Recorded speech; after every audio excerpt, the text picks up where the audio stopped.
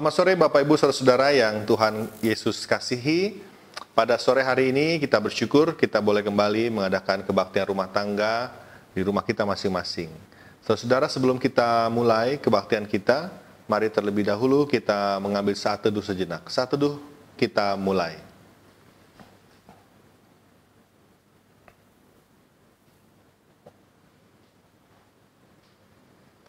Saat teduh selesai. Bapak-bapak dan ibu-ibu yang Tuhan Yesus kasihi, saudara-saudaraku, mari kita mulai kebaktian kita ini dengan sebuah pengakuan bahwa pertolongan kita adalah dari Tuhan yang menjadikan langit dan bumi. Salam sejahtera bagi saudara-saudara yang datang dalam nama Tuhan. Tuhan beserta saudara. Mari Bapak Ibu Saudara-saudara, kita memuji Tuhan, kita bernyanyi dari pelengkap Kidung Jemaat nomor 2, Mulia-mulia namanya.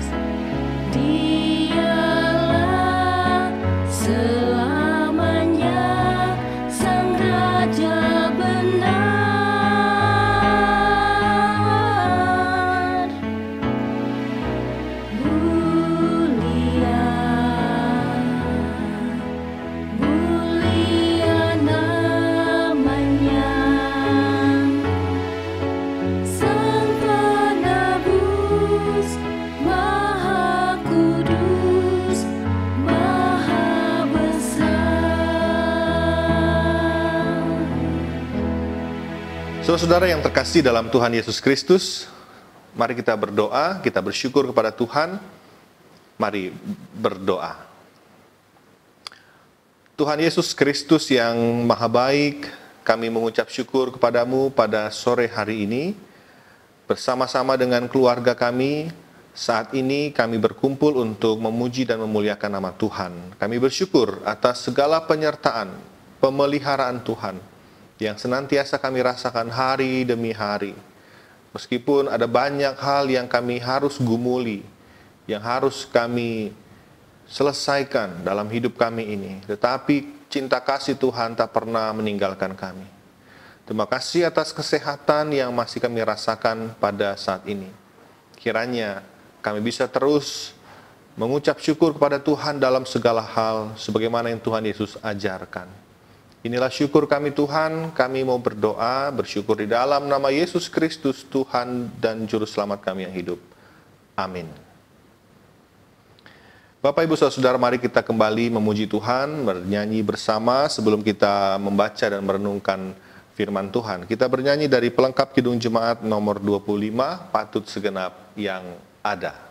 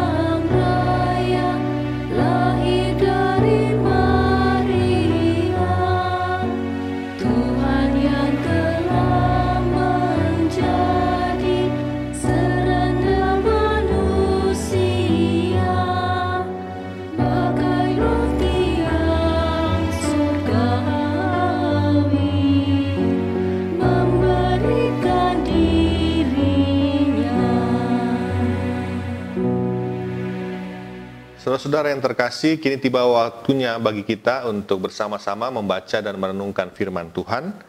Mari saya mengundang dan mengajak saudara-saudara untuk mempersiapkan Alkitab saudara. Kita akan membaca dari surat Petrus yang pertama, pasal 1, ayat 3 sampai ayat yang ke-9. Silakan saudara-saudara membukanya terlebih dahulu, saudara persiapkan. Dan sebelum kita membacanya, mari bersama-sama kembali kita berdoa. Tuhan Yesus, Allah dan Juru Selamat kami, sore hari ini kami kembali ingin merenungkan firman Tuhan. Kami ingin disapa oleh Tuhan, kami ingin dikuatkan oleh Tuhan. Maka biarlah ketika kami bersama-sama merenungkan firman Tuhan ini, kami bisa merenungkannya dengan baik, sehingga kami melihat dan mendengar apa pesan firman Tuhan untuk kehidupan kami. Kami serahkan waktu kami saat ini. Di dalam nama Yesus Kristus, Sang Firman yang hidup, kami berdoa. Amin. Saudara, surat Petrus yang pertama, pasal 1, ayat 3 sampai ayat 9. Saya akan membacakan untuk kita semua. Dengan judul perikop pengharapan, iman, dan kasih.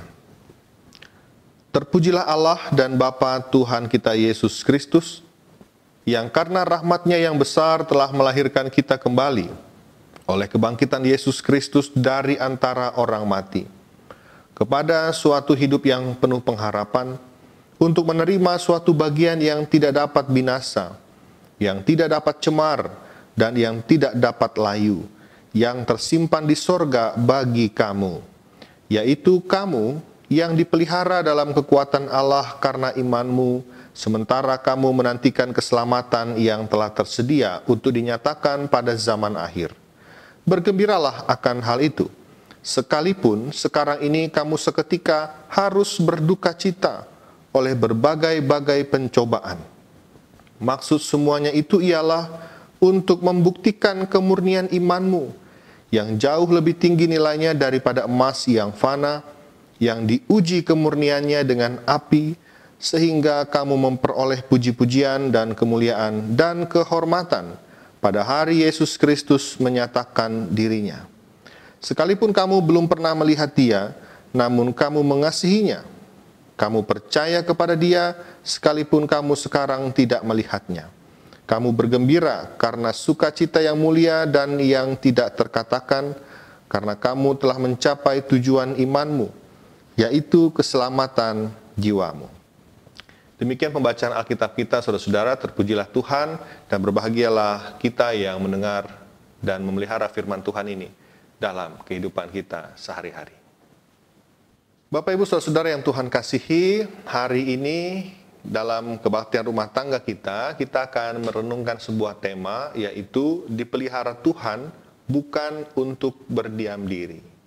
Saudara-saudara, kemarin tanggal 21 April kita bersama-sama memperingati Hari Kartini yang memang biasa kita rayakan, kita peringati setiap tanggal 21 April. Nah, saudara-saudara, kita tahu Ibu Kartini adalah seorang pejuang, seorang pahlawan perempuan yang berjuang untuk emansipasi wanita. Nah, saudara-saudara, selain Ibu kita Kartini, selain Ibu Kartini yang menjadi pahlawan atau perempuan pahlawan di negara kita itu ada banyak. Misalnya salah satunya dari daerah Jawa Barat kita kenal Dewi Sartika. Mereka adalah pejuang-pejuang yang tangguh. Nah, biasanya kalau Hari Kartini kita akan sering mendapat ulasan-ulasan, membaca berita atau mendengar tayangan-tayangan yang membahas tentang sosok-sosok perempuan di masa kini yang juga sering disebut sebagai Kartini-Kartini masa kini. Kita bisa sebut misalnya, saudara-saudara, ada Ibu Susi Pujastuti, Ibu Sri Mulyani, Ana Avanti, Angki Yudhistia, seorang tunarungu yang menjadi staf khusus Presiden pada saat ini, dan masih banyak tokoh-tokoh perempuan lain. Bapak, Ibu, saudara-saudara, Anda semua bisa punya pandangan yang berbeda, punya pendapat yang berbeda terhadap siapakah julukan atau sebutan Kartini masa kini itu pantas untuk disematkan. Tetapi Bapak, Ibu, saudara, yang menarik bagi saya adalah di antara mereka ini, baik Kartini-Kartini masa kini maupun juga para perempuan pahlawan di masa lampau, Ibu Kartini, Dewi Sartika, dan siapapun itu, punya satu kesamaan. Apa? Kesamaannya adalah mereka harus berjuang, mereka harus berkarya di tengah situasi yang sulit yang mereka hadapi. Ibu Kartini misalnya berhadapan dengan situasi bahwa pada saat itu perempuan dipandang tidak perlu memperoleh atau mendapatkan pendidikan yang tinggi. Atau misalnya Angki Yudhistia, staf khusus Presiden, adalah seorang tunarungu yang berjuang melawan stigma bahwa kaum difabel, kaum yang berkebutuhan khusus itu tidak bisa apa-apa. Nah, mereka berjuang, saudara-saudara, untuk melakukan sesuatu, bukan hanya untuk dirinya, tapi juga untuk banyak orang yang mereka perjuangkan.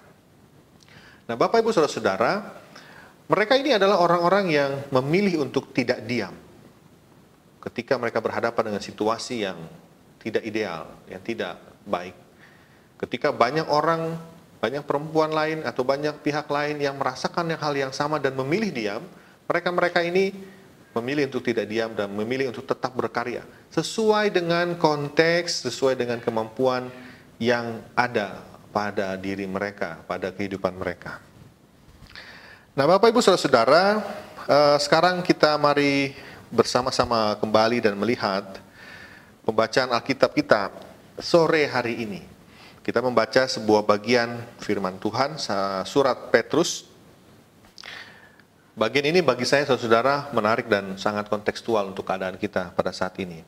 Surat Petrus yang pertama ini ditujukan kepada jemaat-jemaat yang tersebar, jemaat-jemaat Kristen yang tersebar di berbagai wilayah Asia Kecil bagian utara.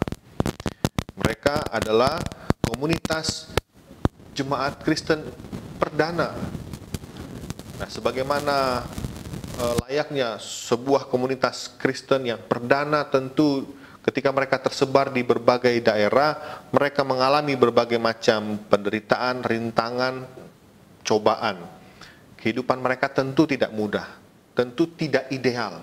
Mereka harus beribadah dari rumah ke rumah, mereka tidak bisa berkumpul di sebuah tempat peribadahan, mereka harus membatasi diri, dan masalah terbesar yang mereka harus hadapi adalah begitu banyak orang-orang, kelompok-kelompok yang menolak keberadaan mereka, berusaha menyingkirkan mereka, berusaha menghilangkan mereka dari tempat yang mereka diami. Nah, dalam konteks seperti itulah surat ini dikirimkan, surat ini ditulis. Karena memang surat adalah salah satu sarana komunikasi yang banyak dipakai pada masa itu untuk menyampaikan sebuah hal. Nah, saudara, mari kita lihat bagian yang kita baca, pasal 1 ayat 3 sampai 9. Saya mau mengajak kita melihat dengan dipandu beberapa kata kunci. Nah, saudara, ada 5 kata kunci yang bisa menolong kita. Yaitu yang pertama, kebangkitan Kristus, kedua, pengharapan, ketiga, pencobaan, keempat, dipelihara, yang kelima, kemurnian iman. 5 kata kunci ini, saudara. Yang pertama saya ulangi lagi, kebangkitan Kristus, pengharapan, pencobaan, dipelihara, dan kemurnian iman. Nah, saudara, sebagaimana kita tahu bahwa kebangkitan Yesus Kristus Tuhan kita, kebangkitan Kristus itu menjadi sebuah hal yang istimewa dalam iman kekristenan. Selain karena konsep atau peristiwa kebangkitan itu hanya ada di iman Kristen, tapi juga seperti firman Tuhan yang mengatakan, tanpa kebangkitan sia-sialah iman kita. Kalau Kristus tidak dibangkitkan, sia-sialah iman kita. Nah, saudara, kemudian kita perlu juga mengingat, tidak boleh kita lupa bahwa Paskah Kristen, Paskah yang kita rayakan ini, tidak bisa kita lepaskan dari peristiwa Paskah Yahudi di masa lalu. Kita tahu ya, Paskah Yahudi adalah sebuah perayaan, salah satunya untuk memperingati, merayakan peristiwa bebasnya umat Israel dari genggaman Mesir, dari perbudakan Mesir. Mereka berhasil keluar dari tanah Mesir dan menuju tanah Kanaan. Dalam peristiwa Paskah Yahudi itu, saudara-saudara, mereka memiliki kehidupan yang baru pasca mereka keluar dari Mesir. Nah, Paskah Kristen dan Paskah Yahudi, saudara-saudara, punya banyak sekali titik temu, punya banyak sekali koneksi, keterikatan. Kalau Paskah Yahudi itu merayakan dari keluarnya atau mereka melewati Mesir, Paskah Kristen bagaimana Yesus Kristus itu melewati kematian, melewati alam maut.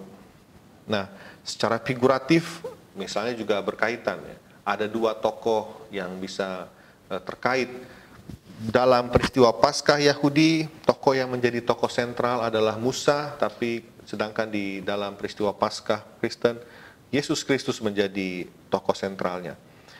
Nah, dalam peristiwa Exodus, dalam peristiwa keluaran itu, saudara-saudara, ada peristiwa, ada momen, ada kita lihat, kita ingat proses bangsa Israel itu keluar dari tanah Mesir itu, mereka menyeberangi Laut Merah, mereka melewati Laut Merah. Makanya kemudian Paskah, salah satu terjemahan bahasa Inggrisnya adalah Passover, melewati. Mereka berhasil melewati satu babak dari kehidupan mereka yang buruk, dan mereka memasuki, beralih pada babak baru kehidupan mereka yang penuh pengharapan. Ada janji Tuhan. Nah, kebangkitan Kristus pun sama, saudara-saudara. Punya skema yang sama. Kebangkitan Yesus Kristus adalah adegan yang memperlihatkan pada kita bagaimana Yesus melewati, menyeberangi alam maut dan membawa sebuah kehidupan yang baru, yang penuh harapan. Nah, kita tahu, saudara-saudara, pasca kebangkitan Yesus Kristus dan juga pasca peristiwa Exodus, peristiwa keluaran, kita lihat umat Tuhan tidak lantas hidupnya serba mudah, tidak serta-merta serba mulus. Mereka tetap mengalami pencobaan, mereka tetap mengalami penderitaan, mereka tetap menghadapi banyak rintangan. Nah, itu yang kemudian saudara-saudara dalam surat 1 Petrus 1 ayat 3-9 ini mau mengingatkan kita tentang kehidupan kita sebagai umat Tuhan yang penuh dengan penderitaan, yang penuh dengan cobaan. Dikatakan bahwa kita dipelihara terus oleh Allah dalam iman kita. Kita dipelihara terus dalam iman kita meskipun ada banyak pencobaan, meskipun ada banyak tantangannya, rintangannya. Dan dikatakan pula segala rintangan, pencobaan, penderitaan itu saudara-saudara memang juga harus kita alami sebagai bentuk, sebagai salah satu sarana untuk membuktikan kemurnian iman kita. Begitu dikatakan dalam ayat ke-7. Maksud semuanya itu ialah, maksud semua pencobaan itu ialah untuk membuktikan kemurnian imanmu. Nah, Bapak Ibu Saudara, kita tahu namanya proses memurnikan sesuatu itu pasti butuh proses yang tidak mudah. Kalau kita mau memurnikan air, tentu membutuhkan proses penyaringan yang berlapis-lapis, yang berkali-kali, sampai kita mendapatkan air yang murni. Begitupun misalnya dengan emas. Ketika kita mau memurnikan emas, kita membutuhkan proses yang panjang, yang lama, proses yang tidak mudah, harus dengan api, dan seterusnya. Maka demikian pula saudara-saudara dengan iman kita. Ketika iman kita hendak dimurnikan, maka tentu prosesnya tidak menyenangkan, maka tentu prosesnya tidak mudah.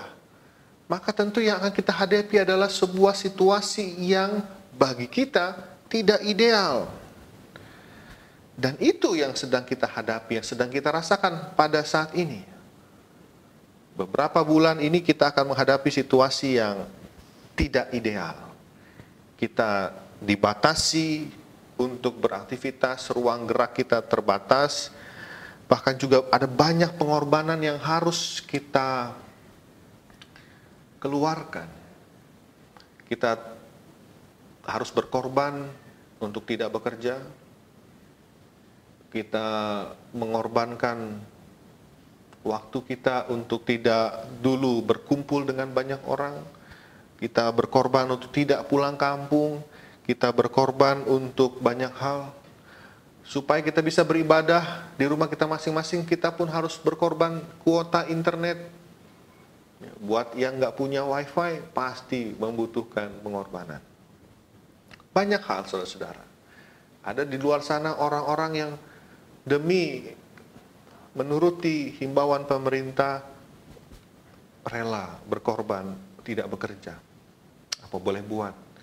Yang rela dirumahkan sementara waktu, yang rela untuk kehilangan sebagian besar penghasilan, atau bahkan orang yang memang tidak bisa tidak bekerja, harus bekerja, mereka harus berkorban lebih banyak, mereka harus bawa sabun, cuci tangan misalnya dan sebagainya.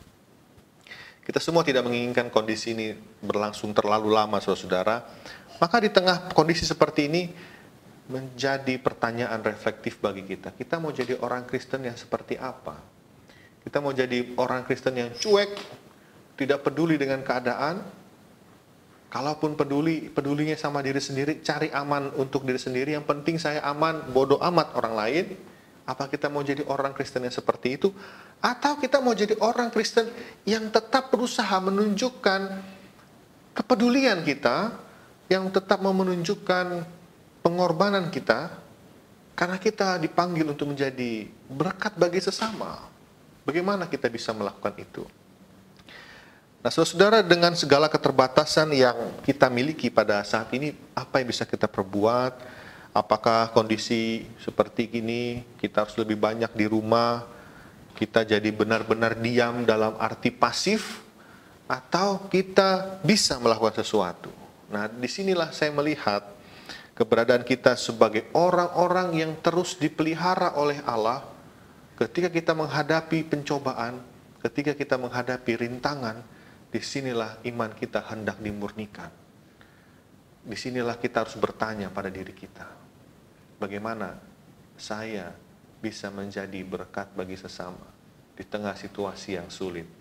Karena saudara-saudara menjadi orang Kristen yang peduli, yang mau berkorban, yang mau berbagi ketika di situasi yang menyenangkan, situasi yang ideal itu mudah. Lebih mudah. Tapi kalau kita mengalami situasi yang tidak ideal, lalu kita harus juga berbagi dan peduli, itu yang tidak mudah. Tapi kita diuji di sana, iman kita sedang ditempa, iman kekristenan kita sedang diuji. Bagi kita yang masih dipelihara oleh Tuhan, kita juga harus mau berkorban sesuatu untuk orang lain. Bagi kita yang dipelihara oleh Tuhan, yang masih punya penghasilan lebih, yang masih bisa bertahan hidup cukup lama, kita harus mau berbuat sesuatu bagi mereka yang kehilangan penghasilan. Itu salah satu bentuk pengujian iman kita, pemurnian iman kita. Apa yang bisa kita lakukan? Saya percaya ada begitu banyak hal yang bisa kita lakukan. Ada banyak orang yang terdampak dengan cukup signifikan, tidak dapat penghasilan. Apa yang bisa kita lakukan untuk mereka? Mungkin kita tidak bisa memberikan mereka uang, tapi kita bisa membantu mereka, meringankan beban rumah tangga mereka. Kita ada di rumah saja, bukan berarti kita benar-benar diam dan tidak bisa berbuat apa-apa. Kita di rumah saja, tapi kita bisa berbuat sesuatu. Maka dari itu, saudara-saudara, supaya menjadi nyata kehidupan iman kita, saya mau mengajak saudara-saudara dan saya untuk mulai hari ini dan dalam kebaktian-kebaktian berikutnya, baik kebaktian minggu maupun kebaktian rumah tangga seterusnya, saya mau mengajak kita semua untuk menyisihkan persembahan kita untuk sebuah gerakan yang saya sebut sebagai gerakan GKP Sukabumi Peduli COVID-19. Saya mau mengajak kita untuk menyisihkan berkat yang ada pada kita untuk meringankan beban mereka yang kekurangan. Saya harap gerakan ini menjadi langkah kita yang lebih nyata untuk bisa berbuat sesuatu, untuk tidak diam. Karena kita dipelihara oleh Tuhan untuk berbuat sesuatu bagi mereka yang kekurangan. Secara khusus pada saat ini, bagi mereka yang terdampak secara signifikan akibat virus yang membahayakan ini. Kita bisa terus menyisihkan persembahan kita, baik melalui transfer atau persembahan di kotak yang disediakan. Semoga dengan gerakan ini, saudara-saudara, keberadaan dan kehadiran kita sebagai Gereja Kristen Pasundan, Jemaat Sukabumi, betul-betul bisa dirasakan oleh banyak orang. Ada banyak saudara-saudara kita yang membutuh topangan kita.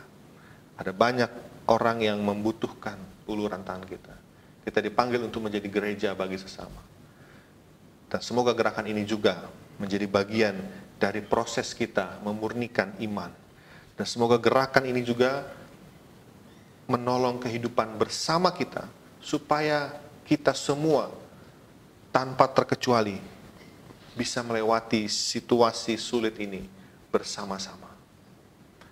Saudara, kiranya firman Tuhan ini bukan hanya menguatkan iman kita secara pribadi, tapi juga menggugah iman kita sebagai orang yang dipelihara oleh Tuhan, yang terus dimurnikan imannya dalam situasi yang tidak mudah untuk tetap berbuat sesuatu dan menjadi berkat bagi banyak orang.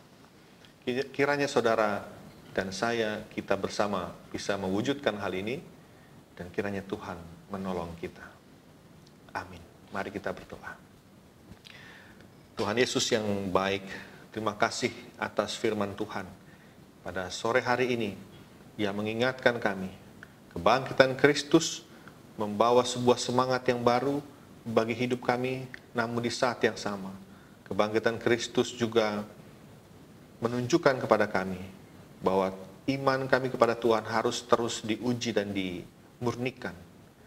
Maka biarlah kami bisa secara lebih nyata mewujudkan iman kami itu di dalam langkah-langkah konkret kami. Selain kami harus lebih banyak berdiam diri, tapi kami juga bisa mengulurkan tangan kami, bantuan kami kepada mereka yang membutuhkan. Tolonglah kami Tuhan, supaya firman Tuhan ini bisa kami lakukan, kami wujud nyatakan di dalam kehidupan kami sehari-hari. Pada saat ini kami juga hendak berdoa, menaikkan doa syafaat kami. Tuhan, tolonglah kami, supaya kami bisa tetap memiliki kekuatan, supaya kami bisa tetap memiliki semangat untuk terus menjalani kehidupan kami dengan berbagai macam kondisi yang ada, dengan berbagai macam keterbatasan yang ada, dengan berbagai macam rintangan yang ada, baik secara pribadi maupun juga secara komunal. Biarlah Tuhan menolong kami untuk terus bergerak bersama-sama sebagai gereja Tuhan, sebagai orang-orang percaya. Kami mau menyandarkan diri kami, menyandarkan hidup kami kepada Tuhan. Kami mau berdoa bagi mereka yang saat ini terdampak dengan cukup signifikan, kehilangan banyak hal, kehilangan banyak penghasilan. Kiranya Tuhan menolong dan tetap memelihara mereka. Biarlah kami bisa Tuhan pakai menjadi perpanjangan tangan Tuhan di tengah-tengah kehidupan kami. Ada banyak juga orang-orang yang terus berjuang karena harus tetap bekerja, meskipun bahaya mengancam. Kiranya Tuhan tetap menolong mereka dan memelihara kehidupan mereka. Kiranya Tuhan terus juga memberkati seluruh proses yang kami lakukan bersama-sama untuk mengatasi, untuk berjuang melawan wabah virus corona ini. Kami mau berdoa bagi para pemimpin bangsa kami, pemimpin daerah, pemimpin di tingkat nasional, semua orang yang terlibat di dalam penanggulangan bencana ini, para tim medis, tenaga-tenaga kesehatan, aparat keamanan, para relawan yang juga mau mengorbankan diri mereka. Kami mau belajar Tuhan untuk mau berkorban dengan apa yang bisa kami lakukan sesuai dengan konteks dan kemampuan kami. Tuhan, kami mau berdoa juga bagi mereka yang saat ini sedang dalam keadaan sakit. Kiranya Tuhan tetap menguatkan mereka dan Tuhan juga memberikan mereka berangsur-angsur kesehatan kembali. Kami mau berdoa bagi saudara-saudara kami yang bersuka cita di tengah-tengah kehidupan mereka, baik karena pertambahan usia atau pernikahan. Kiranya Tuhan juga tetap memberkati dan menolong kehidupan mereka hari demi hari. Ada banyak hal yang terjadi dalam kehidupan kami yang tidak kami pahami Tuhan, tapi biarlah kami belajar menaruh harapan kami kepada Tuhan. Karena meskipun kami tidak bisa melihat apa yang sedang Tuhan rencanakan, tapi kami ingin tetap percaya bahwa rancangan Tuhan adalah rancangan yang terbaik. Inilah doa syafaat kami Tuhan, permohonan kami yang jauh dari sempurna. Kami mau menyerahkannya, seluruh permohonan kami panjatkan di dalam nama Tuhan kami Yesus Kristus. Amin. Bapak, Ibu, Saudara-saudara, sebelum kita menutup kebaktian kita dan menerima berkat Tuhan, mari kita kembali memuji Tuhan. Kita bernyanyi dari sebuah pujian berjudul Tetap Setia.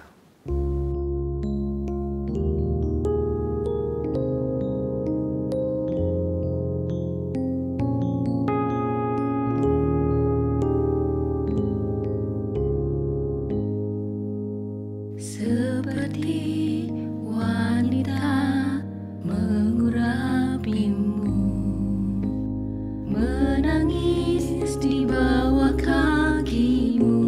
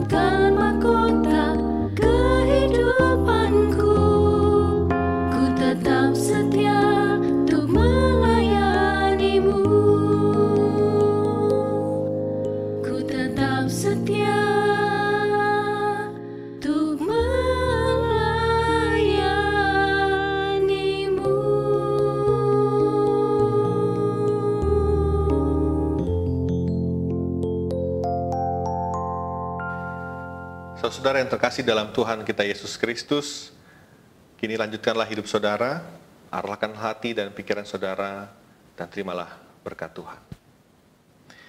Kasih karunia dan damai sejahtera dari Allah Bapa kita dan dari Tuhan kita Yesus Kristus menyertai saudara. Amin.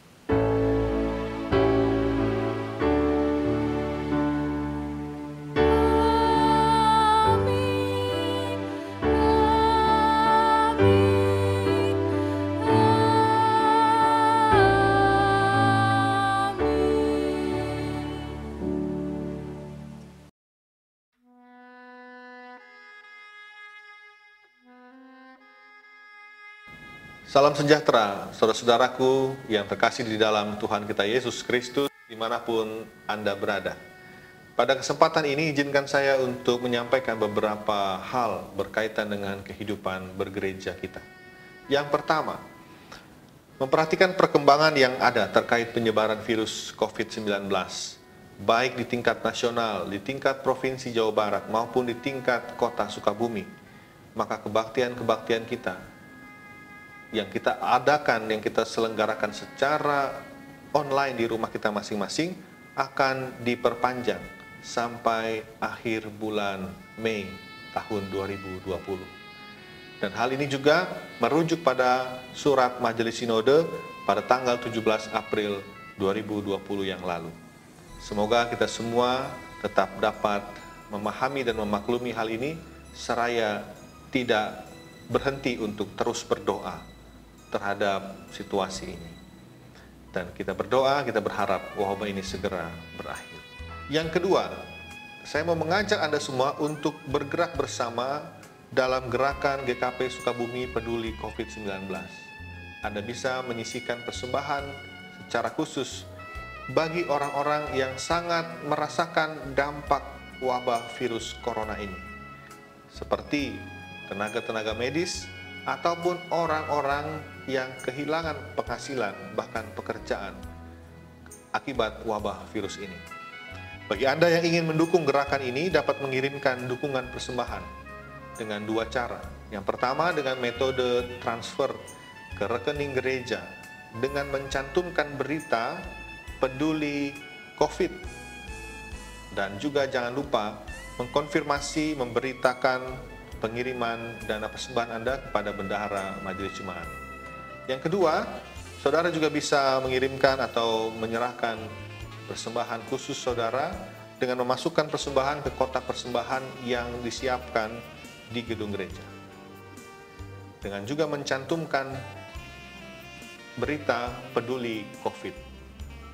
Atau saudara-saudara, bagi Anda yang hendak memberikan dukungan dalam bentuk barang, saudara juga bisa mengantarnya ke gedung gereja dengan terlebih dahulu memberikan kabar dan mengkonfirmasi kepada Komisi Diakonia bagian sosial.